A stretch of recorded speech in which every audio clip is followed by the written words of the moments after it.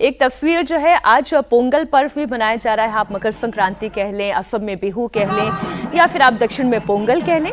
प्रधानमंत्री नरेंद्र मोदी पोंगल मनाते हुए दिखाई दे रहे हैं। केंद्रीय मंत्री एल मुरुगन के घर पर पोंगल मनाने पहुंचे हैं प्रधानमंत्री नरेंद्र मोदी और गायों की पूजा की जाती है, उन्हें भोजन कराया जाता है, अलग अलग तरीके से पर्व मनाया जाता है। वही असम की आप बात कर ले तो वहाँ पर पीठा बनाया जाता है, तिल खाया जाता है। यहाँ हम पूरब की भी बात कर लें, उत्तर की भी बात कर लें, लेकिन दक्षिण की राजनीति है और ये इंटरेस्टिंग है। हम लोगों के पास भी ये राजा जी मार्ग पर रहते हैं और ये बहुत अच्छा उन्होंने मुरुगन साहब ने बुलाया था और काफ़ी निमंत्रण है इसमें बीजेपी के लोगों को भी जाने का। तो हम लोग यहाँ कम संख्या देख रहे हैं, लेकिन बाहर लोगों की काफ़ी हो सकता है इतना ही। और देखो तमिलनाडु में तमिलनाडु की जो दो प्रकार की पॉलिटिक्स है ना, एक द्रविड़ और एक सनातन पॉलिटिक्स।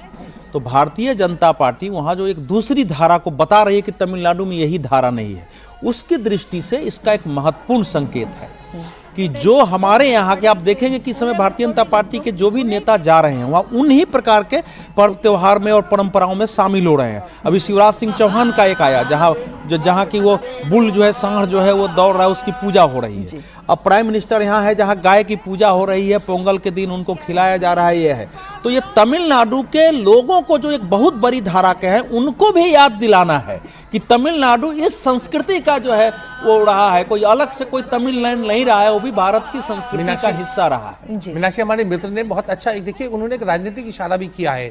देखिए धर्म मान्यता उसके लिए बहुत अच्छी बात है और चित्र बहुत जो आप दिखा रही हैं बहुत अच्छे लग रहे हैं, लेकिन उसके पीछे एक राजनीतिक मतलब सोच और समझ भी है कि तमिलनाडु में चुनाव होने वाला है और चुनाव को कैसे प्रभावित किया जा सकता है। इसके मामले में हमारे प्रधानमंत्री बहुत ही ज़्यादा एक्सपर्ट है, तो हर चीज़ को एक पॉलिटिकल मैसेजिंग का काम करते हैं। इस समय देखिए देश में मतलब मेरे ख्याल से 13-14 राज्यों में तो एक्टिव अलग अलग तरह के अलग अलग नामों से त्यौहार मनाया जा रहा है, लेकिन उन्होंने तमिलनाडु का वो चुना और एक पॉलिटिकल मैसेजिंग है। इसका फायदा होगा या नहीं, लेकिन प्रयास जरूर है।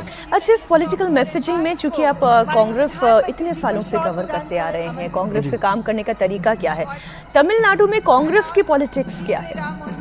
तमिलनाडु की आपने बड़ा दिलचस्प सवाल किया। देखिए तमिलनाडु में इस समय कांग्रेस जो है वो मतलब अपना छोड़ पढ़ाई की तरफ देख रही है। मतलब डीएमके के साथ उनके एक अच्छा पुराना एक ऐतिहासिक संबंध है और वो अलायंस छोड़ के वो इधर उधर, क्योंकि उनके जो रणनीतिकार हैं खासतौर से जो प्रवीण चक्रवर्ती है वो उनका डीएमके से मोह भंग हो गया, बल्कि डीएमके ने उनको कटघरे में खड़ा किया। तो वो कोशिश कर रहे हैं कि जो विजय जो कैप्टन है जो टीवी के, उसके साथ कुछ अलायंस हो जाए। और मुझे लगा कि बात मलेशिया तक गई है, मलेशिया में बातचीत चल रही है।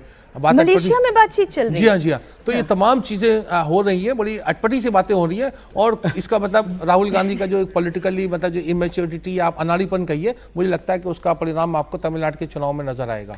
बीजेपी जितने नुआंसेस है उसको बहुत अच्छे से समझती है। राहुल गांधी तमिलनाडु ही गए थे उसके बाद, लेकिन तमिलनाडु से ज्यादा कर्नाटक की पॉलिटिक्स की चर्चा हो गई। वो तमिलनाडु की कम ही हुई। हम लोगों ने देखा है कि उनकी यात्रा ही एक प्रकार की होती है।